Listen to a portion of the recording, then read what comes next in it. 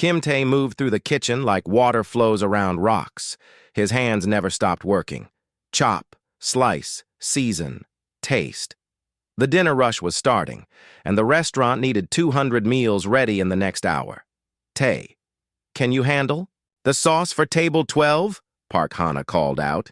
She was the head chef, a woman who ran the kitchen like a general runs an army. But she was kind to Tay. Always had been since his first day 8 months ago. Yes, chef, Tay said quietly. He never spoke loudly, never drew attention to himself. The other kitchen staff barely noticed him most days. That was how he liked it. The Serenity's Edge was a luxury cruise ship that traveled between human and alien worlds. Rich people paid huge amounts of money to eat fancy food while watching stars go by through giant windows. Tay cooked for them. He was good at it, very good. Li Wu, the youngest cook, bounced around the kitchen like an excited puppy. Did you see Ambassador Vextai come in? The Kalari diplomat? He ordered the special menu. This could make us famous across 3 sectors. Tay nodded but said nothing. He focused on his sauce. The cream had to be perfect. Not too thick, not too thin. The ambassador would taste the difference. You never get excited about anything? Li Wu laughed. Don't you care that we might be cooking for the most important alien in the galaxy? I care about the food, Tay said simply. Good food makes people happy. That is enough for me. Park Hana smiled at him. She understood. Tay was different from the other cooks. He found peace in cooking. She could see it in the way he moved, the way he breathed when he worked. Like cooking saved him from something. The ship shook suddenly, just a little, but Tay felt it. His hand stopped moving for just a second. In the kitchen, no one else noticed. They were too busy preparing food. Another shake, stronger this time. A few plates rattled on the shelves. What was that? Li Wu asked. Captain Torres's voice came over the ship's speakers. Ladies and gentlemen, we are experiencing some minor technical difficulties. Please remain calm while the lights went out. Emergency power kicked in a second later, bathing everything in red light. The ship shook again, much harder. This time, several plates crashed to the floor. That's not technical difficulties, Park Hana said. Her voice was tight with fear. Tay was already moving. He pulled off his apron and reached under his cooking station. His fingers found what they were looking for, a long, thin case hidden beneath the counter. He had hoped he would never need to open it. Alarms started screaming throughout the ship. The speakers crackled again. This time it was not Captain Torres. Attention humans and alien collaborators, a rough voice said in accented English. This ship now belongs to the Kalari Liberation Front. Surrender and you will not be harmed. Resist and you will die. Li Wu's face went white. Pirates. Kalari. Pirates! Park Hana grabbed Tay's arm. We need to hide. The safety protocols say kitchen staff should go to the lower decks during emergencies. Tay looked at her. His calm face had not changed, but something was different in his eyes. Something cold and calculating that had not been there before. Take the others and go, he said quietly. I will follow soon. Tay, no. We stay together. He opened the case under his counter. Inside was a knife, but not a kitchen knife. This blade was black metal, perfectly balanced, with a handle designed for only one purpose: killing. Park Hana stared at the weapon. What? What is that? Something I hoped I would never need again. Tay lifted the knife, testing its weight. 8 months without holding it, but it felt like yesterday. Muscle memory was a powerful thing. The kitchen doors burst open. 3 Kalari soldiers rushed in, their reptilian faces hidden behind combat masks. They carried energy weapons that hummed with deadly power. Their 4 arms moved with practiced military precision. Down on the ground, humans! The lead Kalari shouted. Hands where we can see them! Li Wu dropped immediately, his whole body shaking.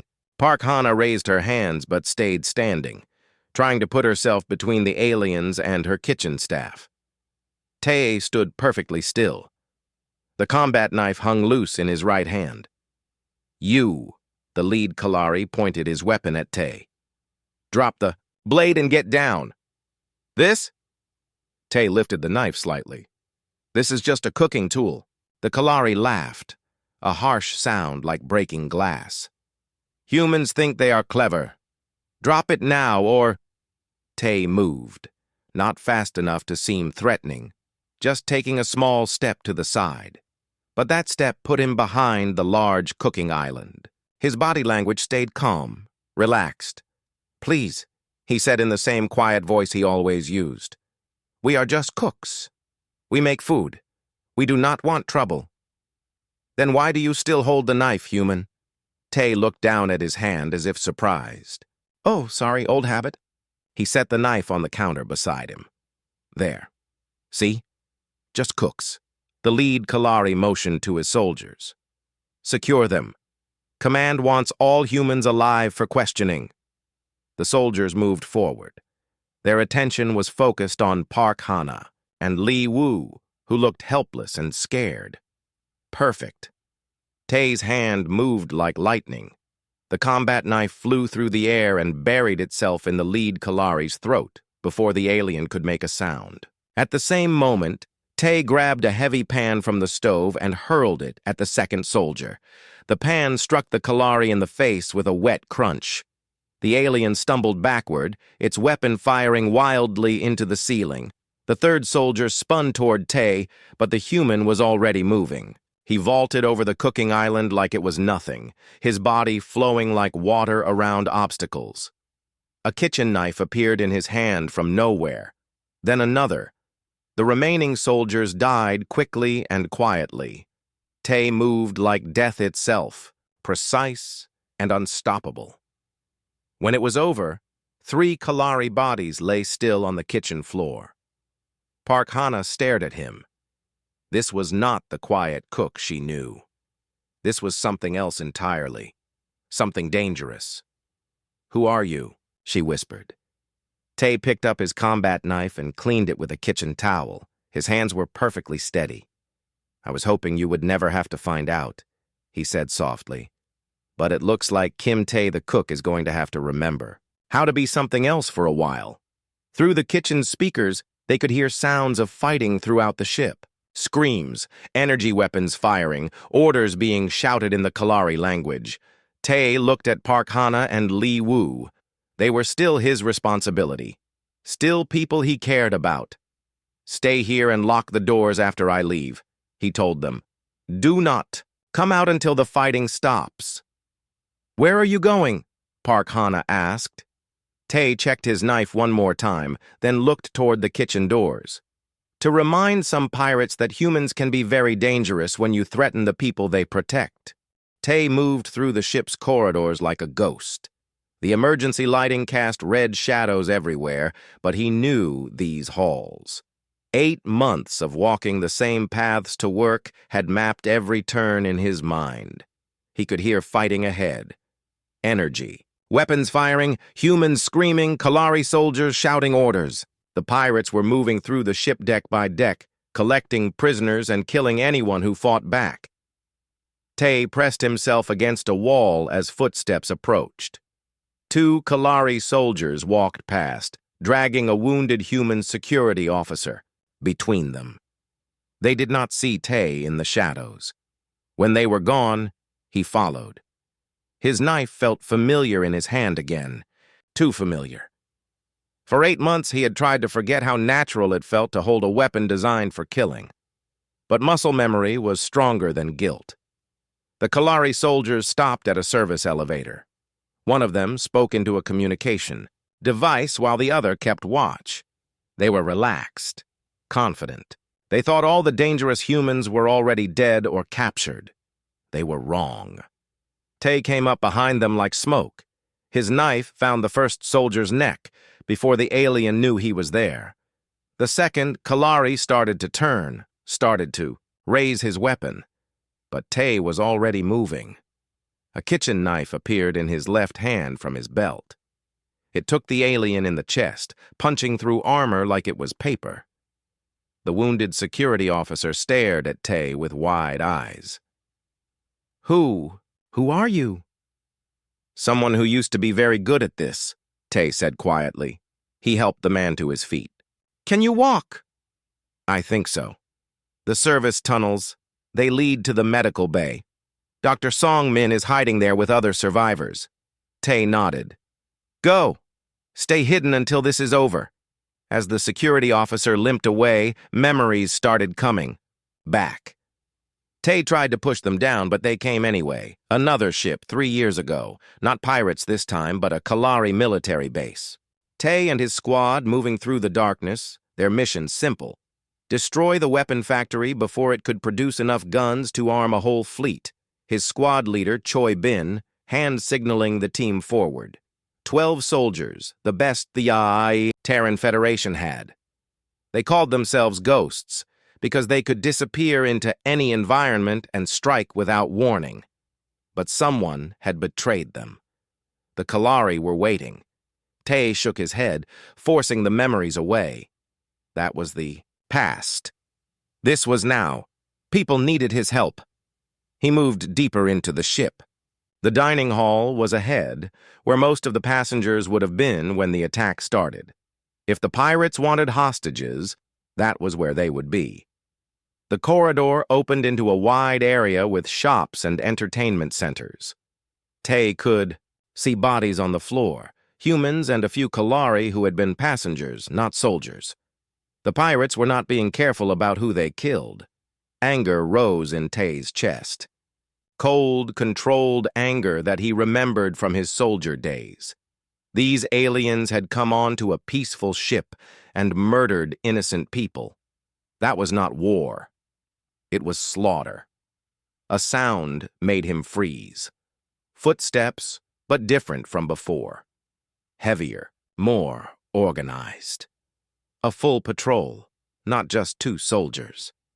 Tay looked around quickly. The shopping area had several stores, but nowhere to hide. That would not trap him.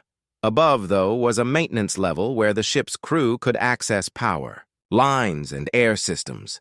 He jumped, caught the edge of a ceiling panel, and pulled himself up into the crawl space above, just in time.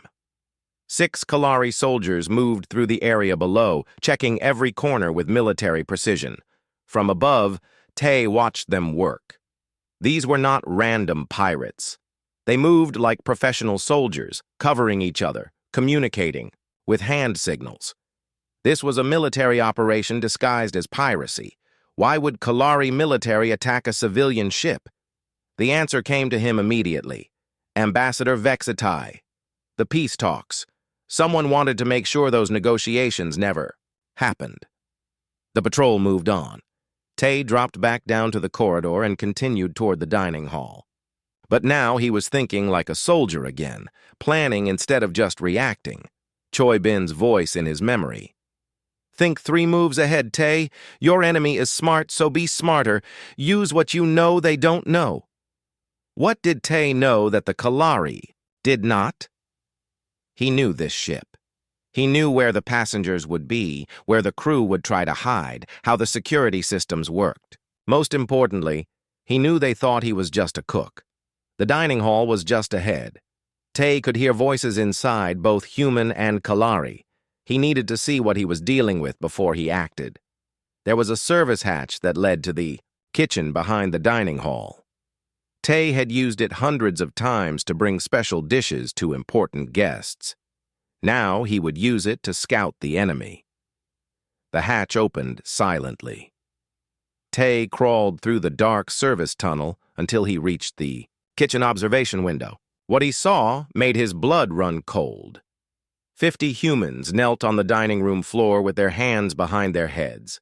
Men, women, children, elderly passengers who had just wanted to enjoy a peaceful cruise. Kalari soldiers stood over them with weapons ready. At the center of the room, Ambassador Vexatai knelt with the others. The Kalari diplomat's own people had turned on him. This confirmed what Tay suspected. This was not random piracy. This was assassination disguised as crime. A large Kalari in decorated armor stood at the front of the room. Commander rank, Tay could tell from the markings. The leader of this operation. Humans, the commander said in heavily accented English. You are witnesses to Kalari justice.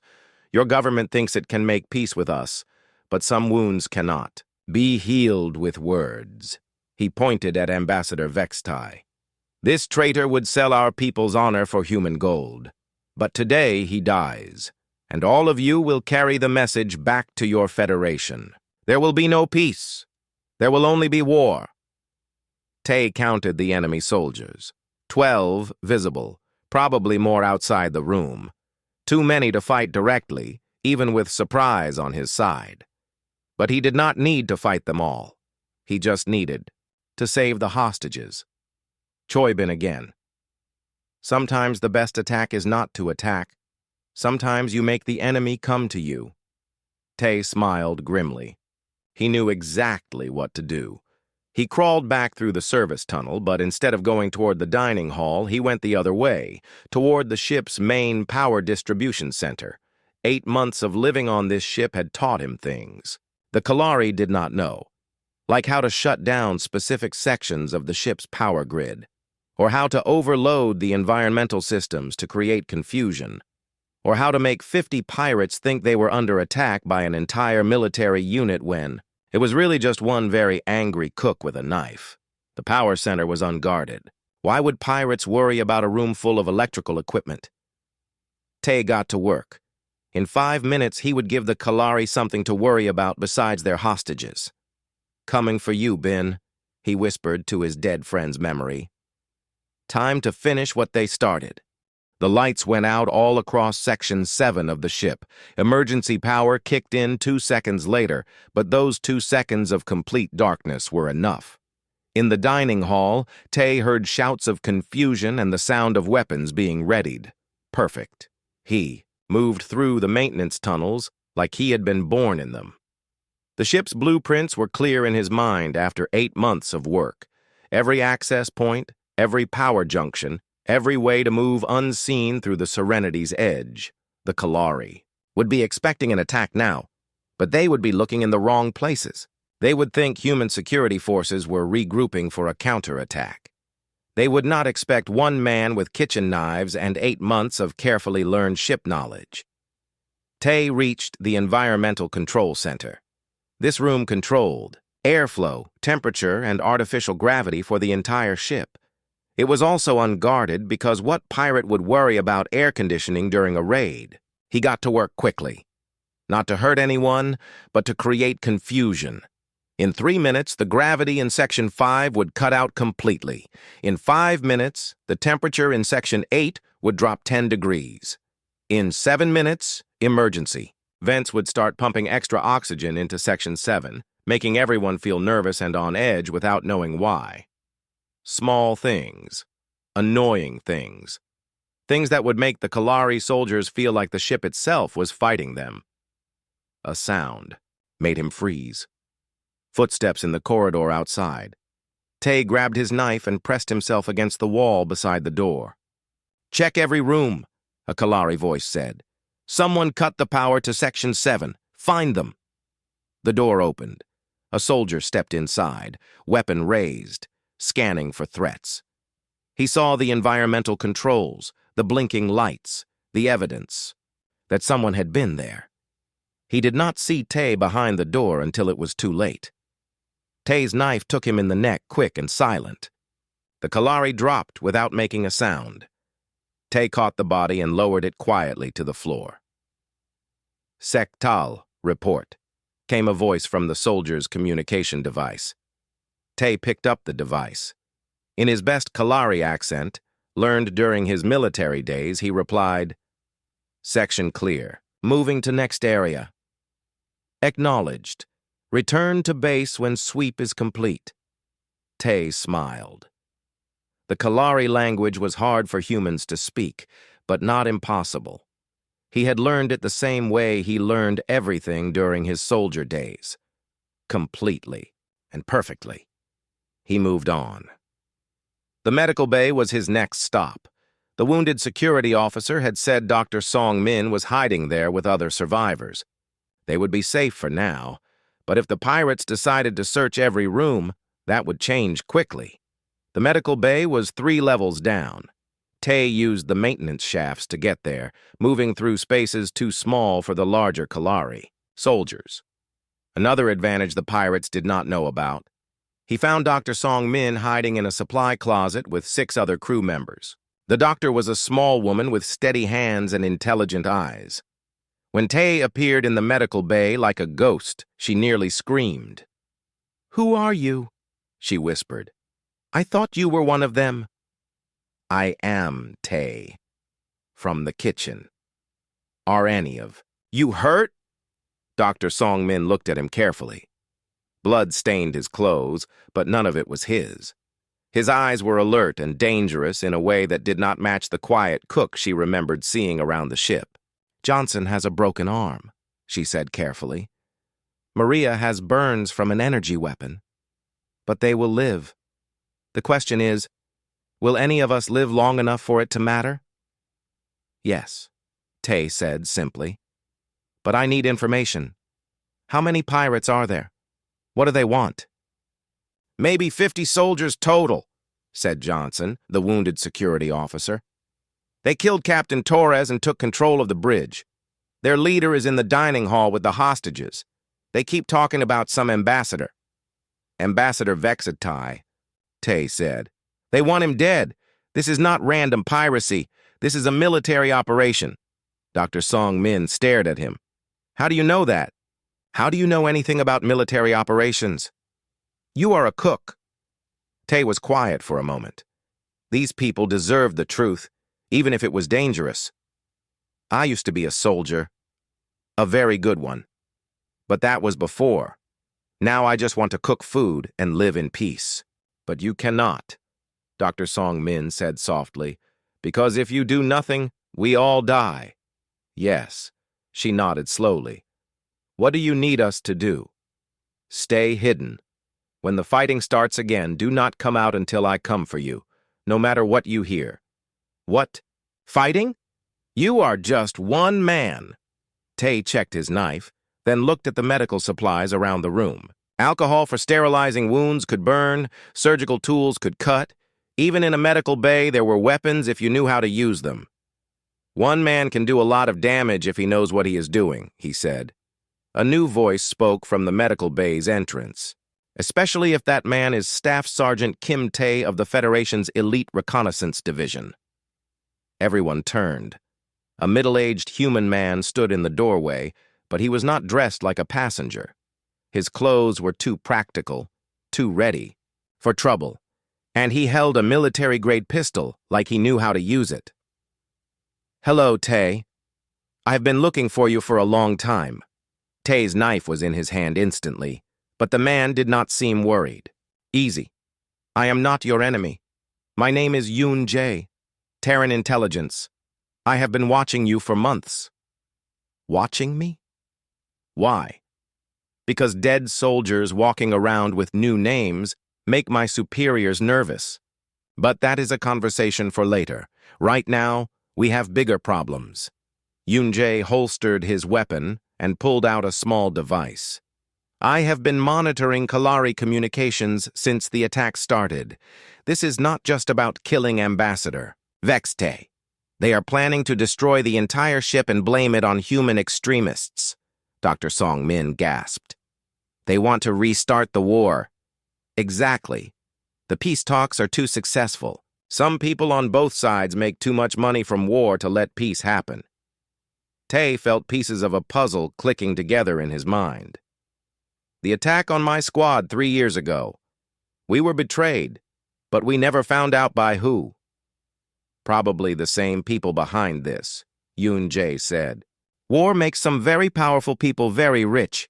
Peace threatens that. Then we stop them." "We? I am one intelligence operative with a pistol. You are one soldier with a knife. They have 50 trained fighters and control of the ship." Tay looked around the medical bay, at Dr. Song Min with her steady hands, at Johnson with his knowledge of ship security, at the other crew members who knew every inch of the Serenity's edge. "No," he said quietly. "They have 50 fighters, but we have something better." "What?" "We have people who belong here. This is our ship, our home, and we know it better than they ever will." He turned to Dr. Song Min. "Can you get to the public address system from here?" "Yes. The medical bay has emergency override capabilities." "Good. In 15 minutes, I want you to make an announcement. Tell the passengers and crew that help is coming. Tell them to be ready." "Ready for what?" Tay picked up a surgical scalpel and tested its weight. Not as good as his combat knife, but it would do. To remind these pirates that humans fight differently when you threaten our home. The gravity cut out in Section 5 exactly when Tay planned it. Through the ship's communication system, he heard Kalari soldiers shouting in confusion as they suddenly found themselves floating in zero gravity. Tay was ready for it. He had spent the last 10 minutes in the maintenance shaft above Section 5, waiting for the moment when his enemies would be helpless and disoriented. He dropped through a ceiling panel into the middle of 4 Kalari soldiers who were trying to figure out why they were floating. In zero gravity, Tay moved like he was born for it. His military training had included combat in space, where up and down meant nothing and momentum was your best friend. The Kalari were not prepared. They tried to aim their weapons, but they were spinning slowly through the air with nothing to push against. Tay used the walls and ceiling to launch himself from target to target, his knife finding vital spots with surgical precision. In 30 seconds, 4 more pirates were dead, and Tay was already moving toward his next target. Yoon Jae's voice came through his stolen communicator. "Tay, I am picking up chatter from the bridge. They know someone is hunting their people. The commander is getting angry." "Good," Tay whispered back. "Angry people make mistakes." "There is something else. I have been monitoring their command frequency. They are not just pirates, Tay. These are Kalari Special Forces, military elite." Tay paused in his movement through the air vents. Special Forces changed everything. These soldiers would be better trained, better equipped, and much harder to surprise. "How long until they figure out it is just one person?" he asked. "Maybe an hour if we are lucky. Less if you keep killing them this efficiently. Then we need to move faster." "What about the hostages?" "Still in the dining hall. But Tay, there is something else. I am reading massive energy buildup in the ship's main reactor. I think they are preparing to overload it." "How long?" "Maybe 2 hours before the whole ship becomes a bomb." Tay closed his eyes for a moment. 2 hours to save 50 hostages. Stop a team of Kalari Special Forces and prevent his ship from exploding. He had faced worse odds before, but not alone. Well, not completely alone. "Yoon Jae, can you access the ship's internal communication system?" "I am working on it." "Why?" "Because it is time to even the odds." Tay made his way toward the passenger quarters. Most of the civilians would be hiding there, terrified and helpless. Or so the Kalari thought. But Tay knew something the pirates did not. This was a luxury cruise ship that traveled through dangerous space. Not all the passengers were helpless tourists. Some were business people who had seen combat. Some were off-duty military taking vacations. Some were people like him, trying to disappear from their old lives. The passenger quarters were eerily quiet. Tay moved carefully, checking each room. In the third one, he found what he was looking for. An older man sat in the corner of his cabin, holding an energy pistol with practiced ease. When Tay appeared, the man aimed the weapon at him instantly. "Easy," Tay said quietly. "I am human. I am here to help." "You are covered in blood," the man replied. "How do I know you are not one of them?" "Because Kalari blood is green," Tay said simply. "This is purple. And because I know you are not just a passenger." The man studied Tay carefully. Something in the way Tay moved, the way he held himself, told a story the older man recognized. "You are military," the man said. It was not a question. Was. "You?" Colonel Nam Su, retired. "I was an engineer before the war started, Kalari technology specialist. I need your help, Colonel. The pirates have taken hostages and they plan to destroy the ship. We need to stop them." Nam Su lowered his weapon. "How many are we talking?" About 50 Special Forces soldiers, well-trained and well-armed. "And on our side? You, me, one intelligence agent, and whatever other passengers are willing to fight." Nam Su was quiet for a long moment. Then he smiled grimly. "I have been retired for 5 years. I was getting bored anyway." Over the next hour, they moved through the ship like ghosts, finding other passengers who could fight. A security consultant named Lee Hawk, a former Marine called Park Dong, 2 engineers who knew the ship's systems better than anyone. Not an army, but enough.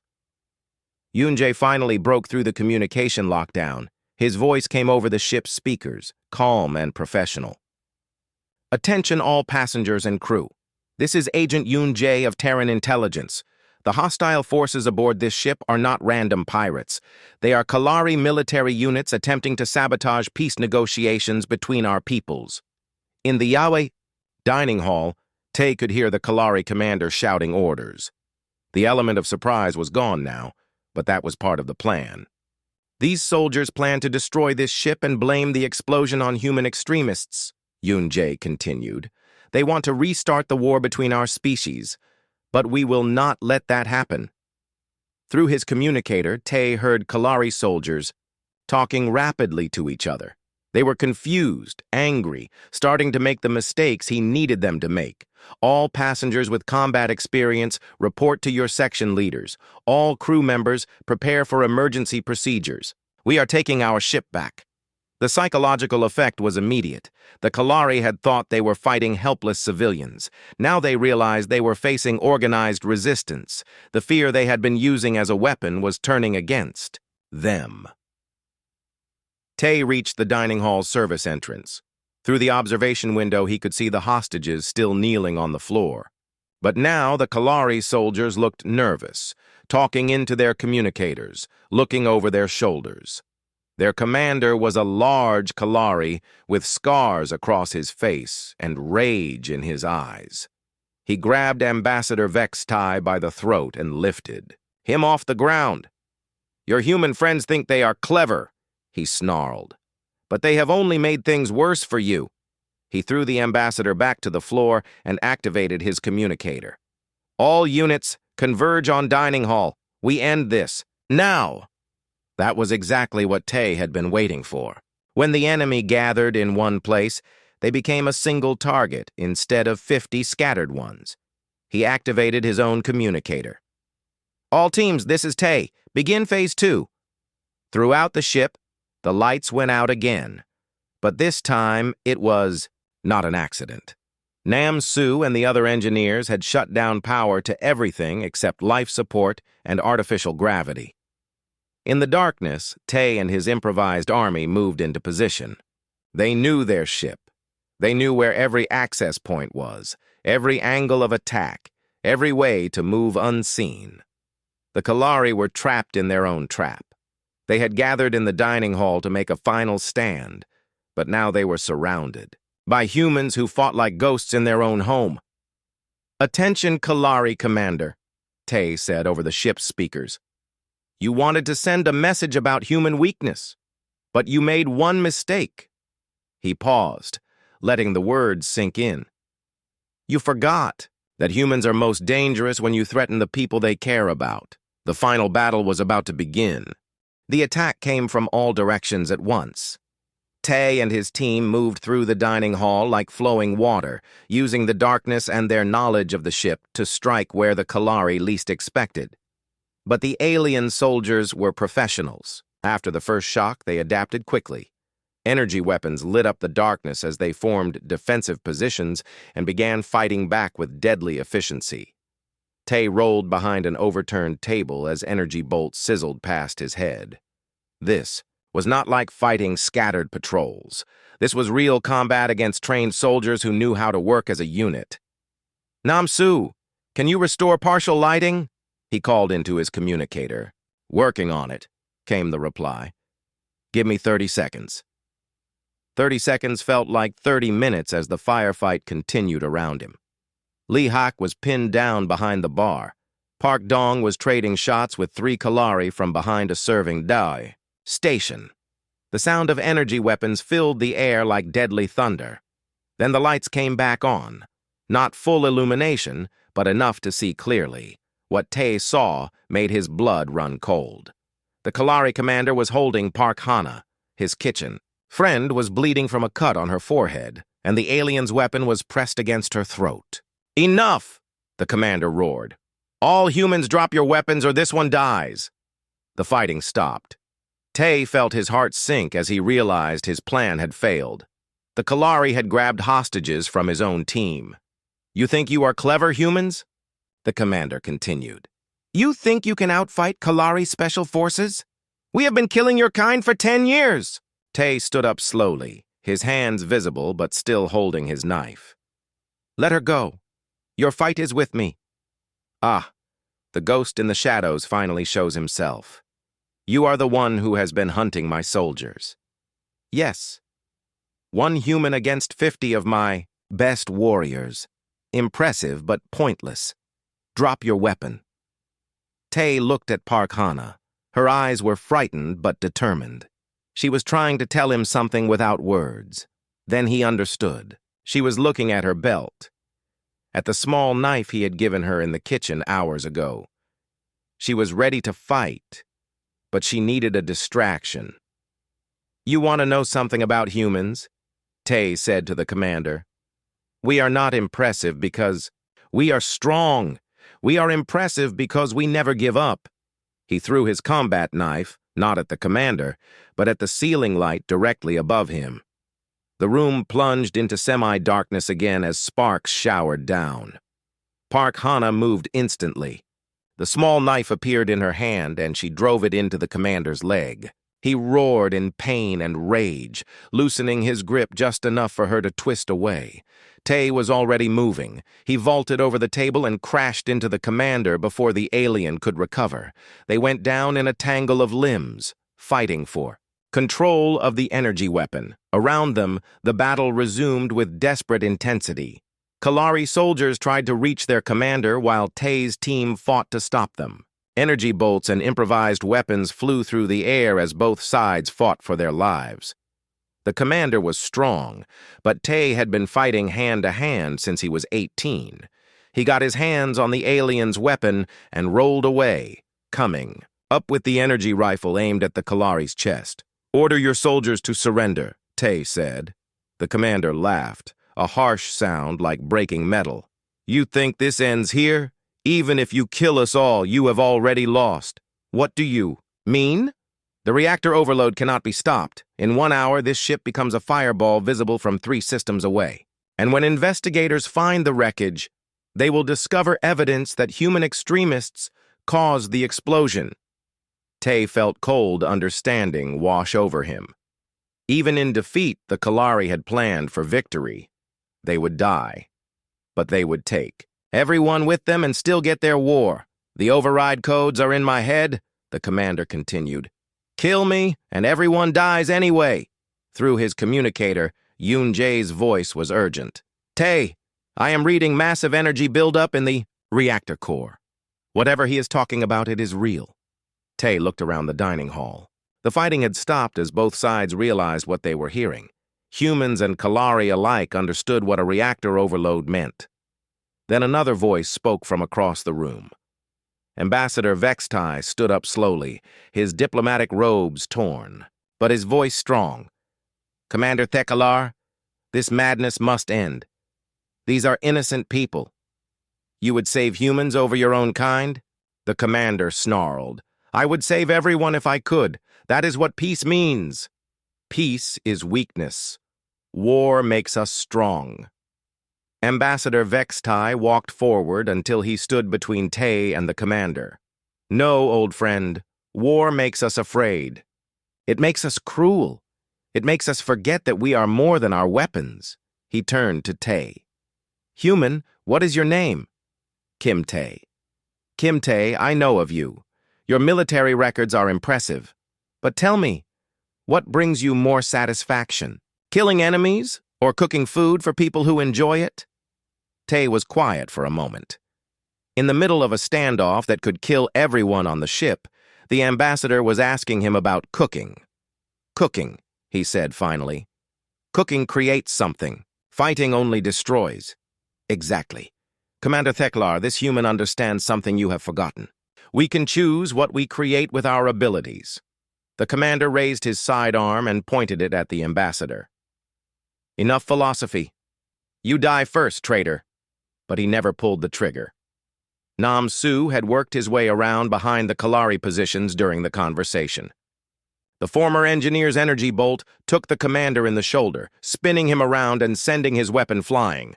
The override codes! Yoon-jae shouted over the communicator. We need those codes! The commander lay on the floor, wounded, but alive. He looked up at Tay with hatred and pain in his eyes. Even if I give you the codes, the reactor cannot be shut down safely. It requires 2 people working together.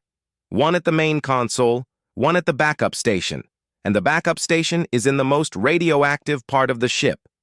Then we work together, Ambassador Vexatai said firmly. Kalari and human. Your people and mine. Never, the commander gasped. I would rather die.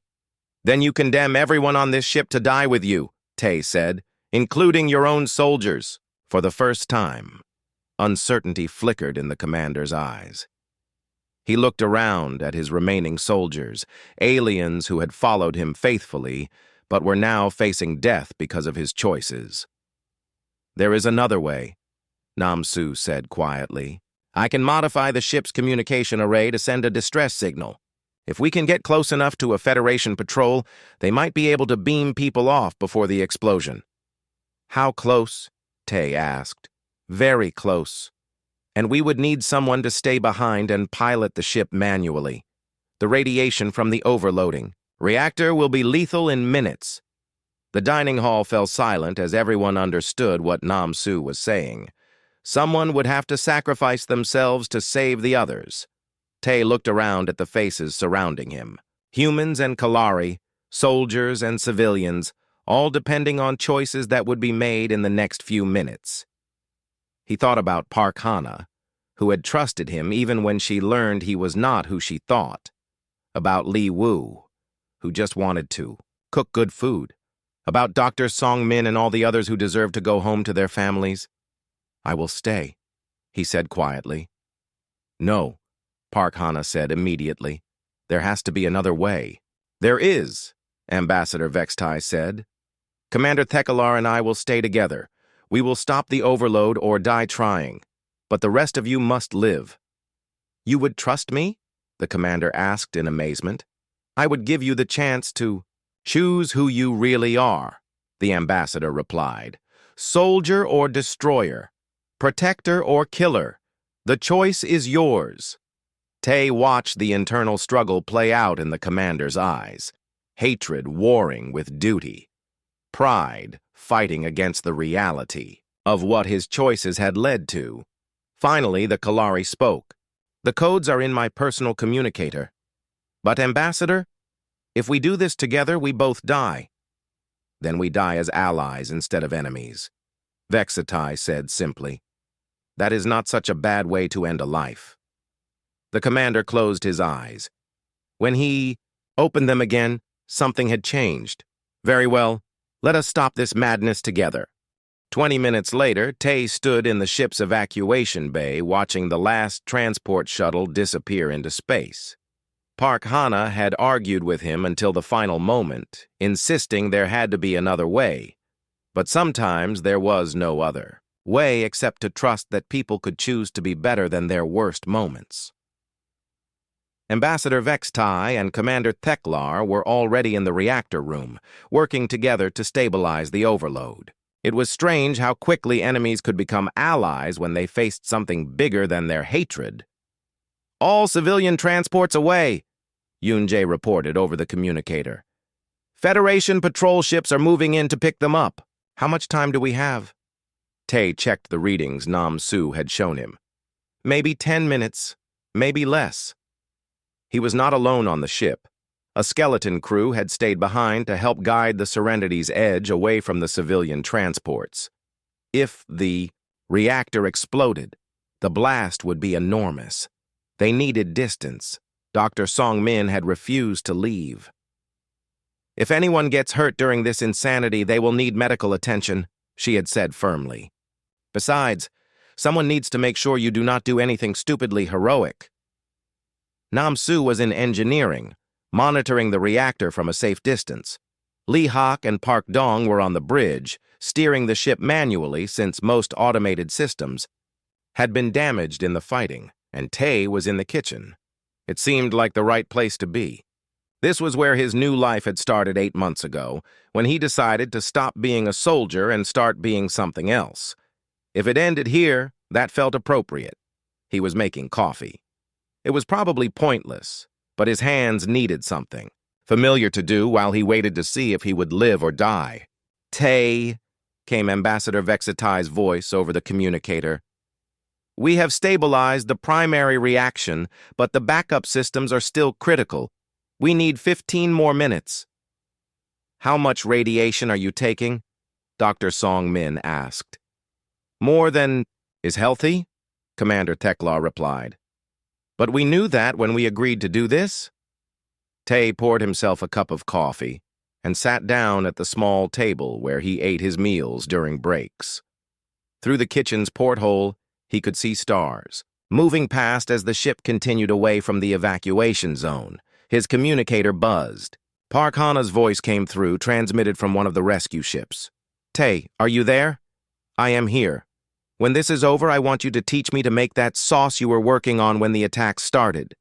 The one for table 12. If we both survive this, I will teach you every recipe I know. Good, because I have decided something. What? I do not care who you used to be. The person I know is a good man who cooks food that makes people happy. That is enough for me. Tae smiled and took a sip of his coffee. It was too bitter, but that was okay. He had always been better at cooking food than making coffee. 5 minutes, Nam Su reported. Reactor containment is holding, but barely. Through the communicator, Tae could hear Ambassador Vextai and Commander Theklar working together, calling out readings and adjustments to each other. Their voices were calm and professional. If he had not known better, he would have thought they had been partners for years instead of enemies until an hour ago. Secondary containment stable, the ambassador reported. Theklar, adjust the plasma flow by 0.7%. Confirmed. Ambassador, you were right about the harmonic frequency. Human engineering is more elegant than I thought. And Kalari. Redundancy systems are more robust than our designers realized. Perhaps our peoples have things to learn from each other. Perhaps they do. Tae finished his coffee and stood up. Through the porthole, he could see the evacuation ships as distant points of light. Everyone he cared about was safe. That was what mattered. Containment stable, Commander Teklar announced. Radiation levels dropping. I think we have done it. A cheer went up from the bridge crew. Dr. Song-min's voice was full of relief. Vitals are strong on both of you. Radiation exposure is significant, but not fatal with proper treatment. Tae leaned against his cooking station and breathed deeply for the first time in hours. They had done it. The ship was safe. The passengers were safe. And somehow 2 people who should have been enemies had found a way to work together. All Federation ships, this is Captain Morrison of the Vigilant, came a new voice over the communicator. We are moving in to provide assistance. Serenity's Edge, report your status. This is Agent Yunjae. Ship is secure, reactor is stable, and we have wounded personnel who need immediate medical attention. Also, we have several Kalari prisoners who will need to be processed according to interstellar law. Understood. Medical teams are standing by. 2 hours later, Tae was back in his kitchen, but this time he was not alone. Park Hana sat at the small table, watching him prepare a simple meal for the skeleton crew that had stayed behind to help bring the ship to port. "So," she said, "Kim Tae the cook or Staff Sergeant Kim Tae? Which one is real?" Tae considered the question while he chopped vegetables. His knife moved with the same precision whether he was cooking or fighting, but the purpose was completely different. "Both," he said finally. "I think maybe that is the point. We are not just one thing. We are all the things we have been, and all the things we choose to be. The Federation wants to give you a medal," she said, "for saving the ship. What I want is to keep cooking, maybe teach other people to cook. Food brings people together, in ways that medals never can." Ambassador Vextai appeared in the kitchen doorway. His arm was in a sling, and he moved slowly, but he was alive. Commander Teklar stood beside him, also injured but recovering. "We wanted to thank you," the ambassador said. "All of you. What happened here today will be remembered by both our peoples." "What will happen to the commander?" Tae asked. "He will stand trial for his actions," Vextai replied. "But he will also be honored for his choice to save lives instead of destroy them. Justice must be tempered with understanding." Commander Teklar stepped forward. "Human, I owe you an apology. I came here believing your people were weak because you seek peace instead of war. I was wrong." "Peace is not weakness," Tae said, "but it is not passive either. Sometimes you have to fight for the right to be peaceful." "Wisdom from a cook," the commander said with something that might have been a smile. "Perhaps there are. Things my people can learn from yours after all." 6 months later, the Serenity's Edge was fully repaired and back in service. But it was different now. The ship had become a symbol of cooperation between humans and Kalari. The restaurant where Tae worked served food from both cultures, and the staff included members of both species. Tae was head chef now. Park Hana had accepted a position training others in interspecies cuisine. Li Wu was still enthusiastic about everything, but now he was also learning to cook Kalari dishes from their new alien staff members. The kitchen was busier than ever, but it was a good kind of busy. The kind that came from creating something people enjoyed instead of destroying something they feared. As Tae prepared the evening's special menu, he thought about the knife that hung at his side. Not his combat blade, that was locked away in his quarters, clean and sharp, but unused. This was his chef's knife, worn smooth from months of constant use. The same hands that had once been trained to kill now spent their days creating meals that brought joy to people from a dozen different worlds. The same precision that had made him a deadly soldier now made him an artist in the kitchen. Through the service window, he could see the dining room filling with passengers, humans and Kalari sitting at the same tables, sharing food and conversation.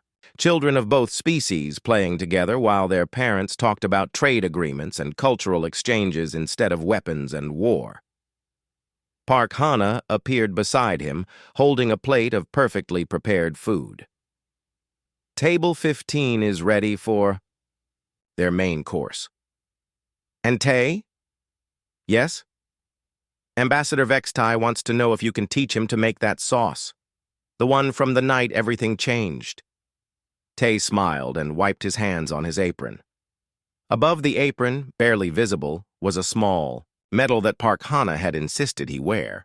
Not because he was proud of the violence, but because he was proud of the choice he had made to protect instead of destroy. "Tell the ambassador I would be honored to teach him," Tae said. "After all, the best recipes are the ones we share." He picked up his knife and went back to work. Outside the kitchen windows, stars moved past in their eternal dance, and the universe continued its slow turn toward whatever came next. But in this kitchen, on this ship, there was peace, and sometimes that was enough to change everything.